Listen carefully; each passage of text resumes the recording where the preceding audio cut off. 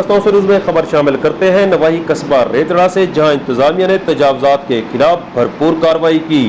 मौजूद रहे हमारे रिपोर्टर रियासत लाशारी, जिनके मुताबिक assistant director local government Abdul Samad Khan की निगरानी में म्यूनसिपल कमेटी तौसा के अमला ने incharge regulation branch inspector Mazhar Abbas, inspector Mohammad Hanif, task force के इंचार्ज इमदाद हुसैन, सेक्रेटरी साहबान, एहलकार मुनीर अहमद भुट्टा और दीगर के साथ मिलकर तजावजात के खिलाफ भरपूर कार्रवाई की।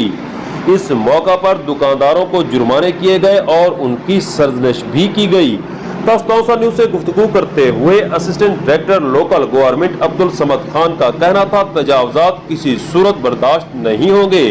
ये न सिर्फ आमदोरफ्त में मसाइल का सबब बनते हैं, बल्कि शहर और कस्बे की खूबसूरती को भी गहना देते हैं।